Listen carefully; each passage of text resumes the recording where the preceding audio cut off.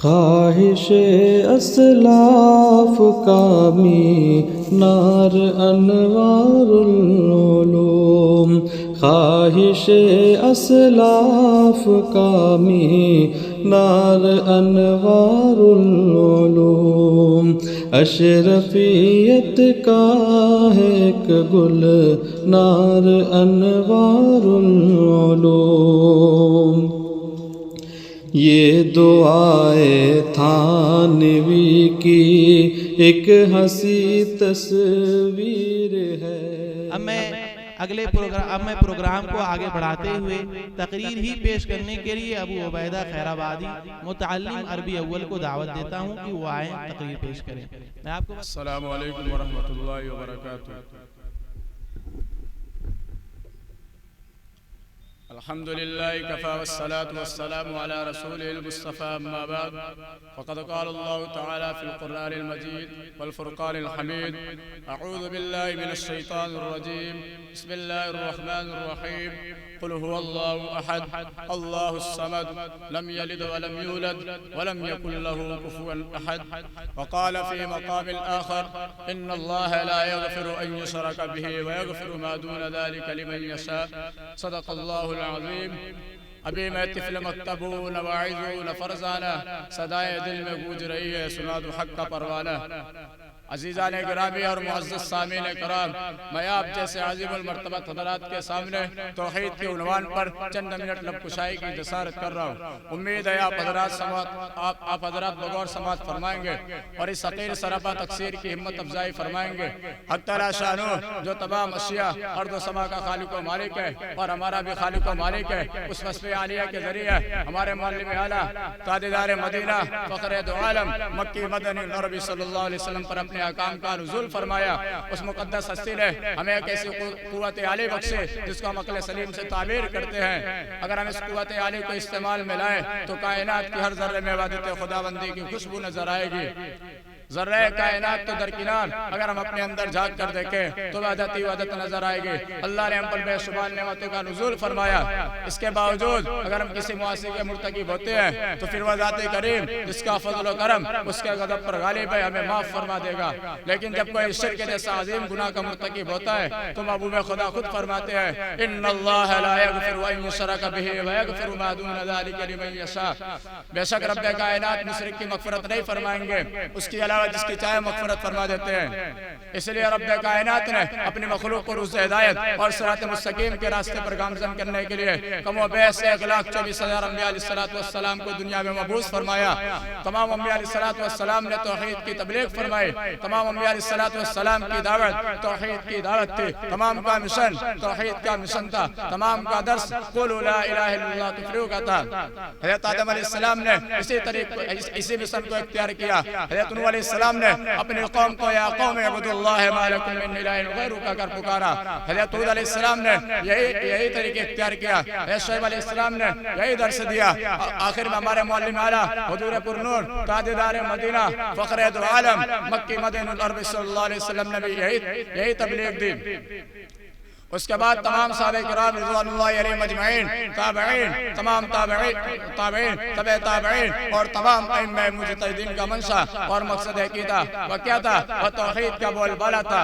اور آج کے دور میں علماء اہل سنت والجماعت یعنی علماء دیوبند کا بھی یہی مقصد ہے۔ عزیزان گرامی، انبیاء علیہ السلام نے اسی دعوت و وحدت کی خاطر تکالیف برداشت کی، اسی توحید کی خاطر جلا وطن کیے گئے، اسی توحید کی خاطر لوگوں کی گالیاں، بے عزتی، مصائب اور ظلم کو برداشت کیا۔ جب محسن کائنات سرکار دو عالم مکی مدنی العربی صلی اللہ علیہ وسلم نے کوئی سبا پر کھڑے ہو کر یہ اعلان فرمایا: اے ریگستان عرب کے متوالو، اگر میں یہ کہوں کہ اس پہاڑ کی حق میں ایک لشکر جرار ہے جو تم پر حملہ کرنے والا ہے، کیا تم میری اس بات پر یقین کر لوگے؟ تمام نے بآواز بلند ہو کر کہا: آپ تو صداقت و امانت کے پیکر ہیں، آپ غلط بیانی اور جھوٹ کیسے بول سکتے ہیں؟ اس کے بعد محسن کائنات سرکار دو عالم صلی اللہ علیہ وسلم نے فرمایا: اے لوگو، ظلمت و ضلالت، جہالت و شقاوت اور وحشت و بربریت کی وادی سے نکل کر شرافت و عزت، کرامت و نجات کے راستے کو اختیار کر لو، یعنی قولوا لا الہ الا اللہ تفلحوا کہہ لو، کامیاب و کامران ہو جاؤ گے۔ بس اتنا کہنا تھا کہ ظلمت کے دے کفر میں ایک قرآن مچ گیا، سبھی حیرت زدہ ہو گئے کہ آج محمد بن عبداللہ کو کیا ہو گیا، وہ اپنے آبا و اجداد کے معبودوں کی مذمت کر رہا ہے۔ برادران ملت، اس کے بعد جو دوست تھا وہ دشمن ہو جاتا ہے، محبت کی جگہ نفرتوں اور عداوتوں کا جنم ہو جاتا ہے۔ کم وقت ہے ابو لہب کہتا ہے اے محمد کیا تو نے ہمیں اس لیے بلایا کہ ہم اپنے آبا و اجداد کے دین کو چھوڑ کر ایک نئے دین کی اتباع کریں؟ بس اتنا کہہ کر پتھر برساتا ہے کہ ماہ رسالت صلی اللہ علیہ وسلم کے سر مبارک سے لہو جاری ہو جاتا ہے۔ صد افسوس کہ آج کا مسلمان شرک و کفر، آج کا مسلمان وحدت و دعوت کو نہیں سمجھتا اور شرک و کفر، الحاد و ارتداد کی ظلمت اور تاریکیوں کو اپنے قلوب میں اس انداز سے جگہ اور مقام دیتا ہے کہ شیطان ملعون بھی دیکھ کر حیرت زدہ ہو جاتا ہے اور کہتا ہے، ابلیس کہتا ہے کہ اس کے کرتب دیکھ کر بازی لے گیا مجھ سے مقدر تو دیکھیے۔ برادران ملت، مسلمانوں میں سے بعض مسلمان ایسے ہیں جو اپنے آپ کو حاملان توحید اور متبع سنت تو ثابت کرتے ہیں، لیکن وحدت الہی میں انبیاء علیہ السلام اور اولیاء کرام کو شریک کرتے ہیں۔ جس طرح یہود و نصارہ اپنے اولیاء کرام اور انبیاء کو خدا کے ساتھ شریک کرتے تھے، ویسے ہی آج کے بعد مسلمان شریک کرتے ہیں۔ اس دور میں یہود و نصارہ قبروں پر سجدہ کیا کرتے تھے اور آج کے دور میں بعض مسلمان قبروں پر سجدہ کرتے ہیں۔ اس دور میں یہ کام مشرکوں کا تھا اور آج کے دور میں یہ کام اپنوں کا ہو گیا ہے، جس پر نبی اکرم صلی اللہ علیہ وسلم نے لعنت بھیجی ہے۔ حدیث شریف میں آتا ہے کہ حضرت عائشہ رضی اللہ عنہا فرماتی ہے کہ رسول اکرم صلی اللہ علیہ وسلم اپنے اس مرد میں جس سے اٹھا نہ جا سکا، ارشاد فرمایا کہ اللہ تعالیٰ یہود و نصارہ کی قبروں پر لعنت فرمائے، اللہ تعالیٰ یہود و نصارہ پر لعنت فرمائے کہ انہوں نے اپنے انبیاء علیہ السلام اور اولیاء کرام کی قبروں کو سجدگاہ بنا لیا۔ حضرت عائشہ رضی اللہ عنہا فرماتی ہے کہ اگر یہ خدشہ نہ ہوتا کہ نبی اکرم صلی اللہ علیہ وسلم کی قبروں کو سجدگاہ بنا لیا جائے تو نبی اکرم صلی اللہ علیہ وسلم کی قبر باہر کھلی جگہ ہوتی، لیکن خدا تعالیٰ کو اس بات کا علم تھا کہ آئندہ زمانے میں بعض مسلمان ایسے ہوں گے جو اپنے اولیاء کرام اور انبیاء علیہ السلام کی قبروں پر سجدہ کریں گے۔ ان مسلمانوں سے میرے نبی کی قبر کی حفاظت ہونی چاہیے، لہذا اللہ تعالیٰ نے اسی وقت لوگوں کے دلوں میں یہ بات ڈالی کہ نبی صلی اللہ علیہ وسلم کی قبر باہر کھلی جگہ نہ بنائی جائے۔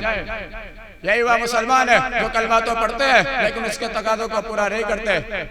یہی وہ مسلمان ہے جو نعوذ باللہ نبی اکرم صلی اللہ علیہ وسلم کو مختار کل مانتے ہیں۔ یہی وہ مسلمان ہے جو داماد رسول حضرت علی رضی اللہ عنہ کو حاجت روا اور مشکل کشا مانتے ہیں۔ یہی وہ مسلمان ہے جو حضرت شیخ عبد القادر جیلانی رحمۃ اللہ علیہ کے بارے میں یہ عقیدہ رکھتے ہیں کہ اولاد کے خزائن ان کے پاس ہے اور بگڑی بنانے والے ہیں، اور خواجہ اجمیری رحمۃ اللہ علیہ کی قبر پر جا کر سجدہ کرتے ہیں، اور صابر کلیری رحمۃ اللہ علیہ کی مزار پر جا کر منتیں اور مرادیں مانگتے ہیں۔ میں ان مسلمانوں سے مخاطب ہو کر کہہ رہا ہوں جو ایسا عقیدہ رکھتے ہیں، کان کھول کر سن لو، اگر کوئی بھی ایسا عقیدہ رکھے تو وہ لا الہ الا اللہ، وہ مسلمان کہلانے کا مستحق نہیں اور وہ لا الہ الا اللہ کے تقاضوں کو پورا کرنے والا نہیں۔ ہمارے سنت والجماعت کا یہ عقیدہ ہے، مختار کل وہ ذات ہے جو بھی مانگے عطا کرتا ہے، حاجت روا اور مشکل کشا وہ ہے جسے ہر مشکل میں پکارا جاتا ہے، اولاد دینے والا وہ ہے جو انسان کی صحیح رخ سے بھی قریب ہے، بگڑی بنانے والا وہ ہے جو خوف سے امن دلائے، سجدے کے لائق وہ ہے جس کی تسبیح عرضی نفس کرتی ہے، منتوں اور مرادوں کا پورا کرنے والا وہ ہے جس کا فضل و کرم جس کا فضل و کرم اس کا غضب پر غالب ہے۔ ایسے ہستی کا نام کیا ہے؟ ایسے ہستی کا نام اللہ ہے۔ دعا ہے کہ اللہ تعالیٰ ہم سب کو بھی شرک و کفر اور الحاد و ارتداد سے بچنے اور تمام مسلمانوں کو بچانے کی کوشش بچانے والا بنائے۔